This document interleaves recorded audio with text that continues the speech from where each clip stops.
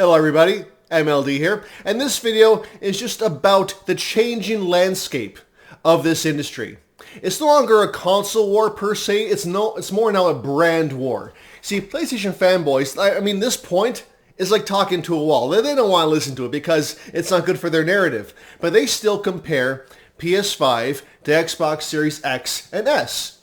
And traditionally, yeah, that's what we used to do. But now the gaming landscape has changed.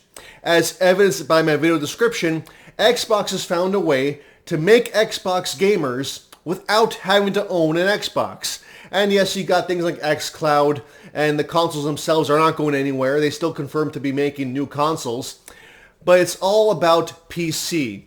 Xbox, Microsoft, they see the PC landscape. They have an OS monopoly. You have a built-in Windows Store with every Windows computer. So they finally realized some years ago, let's use it. Let's make use of this advantage. Now granted, Windows Store isn't the most popular, but then again, Sony doesn't even have their own store for PC. So never mind that. But also the point is Steam. That's where the bulk of the PC gamers are. So if they won't come to Xbox, let Xbox come to them. So basically, throughout the last couple of weeks, Halo MCC, a 7-year-old game this year, Forza Horizon 4, the standard and even the deluxe version, and Sea of Thieves, coming off their free Pirates of the Caribbean DLC pack, is just at the top of the charts. Xbox first party is dominating Steam charts right now. And for good reason. Xbox, they just know. They know how to make a multiplayer game that stands the test of time. PlayStation, it seems like a forgotten art with them.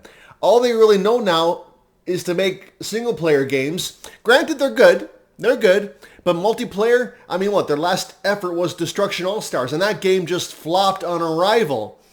Xbox, at least, yeah, they have some duds here and there, but overall, they know how to make games that last, and games that the PC gamers like. Hey, if they won't leave Steam, that's okay. Bring the games to them.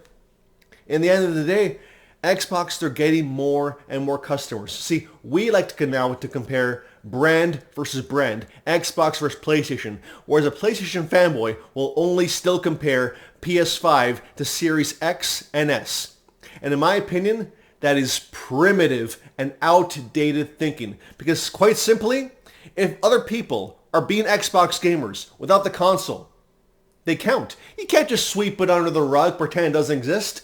They exist.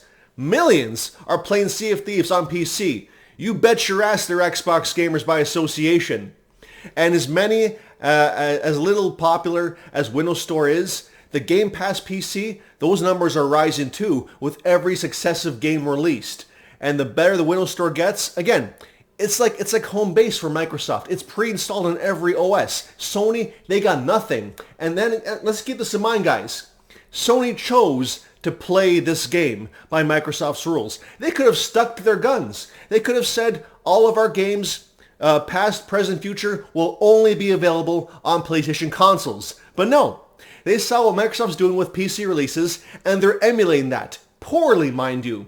No cross-buy, no cross-save, no cross nothing. You buy the same game twice on PC, and they're releasing them at a snail's pace years after the original game comes out on console.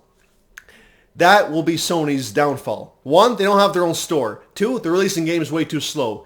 And 3, Xbox is very aggressive by comparison. So this is another front in the rivalry now. This is an emerging front that is only now recently taken off. And there's no question, Xbox is better than PlayStation in this new space. And this will only get bigger as time goes on. So I just felt like pointing that out. So you guys may claim your victories in the console space, but hey, we're claiming our victories there. There's more than one way to win this console war. Just food for thought. See you guys.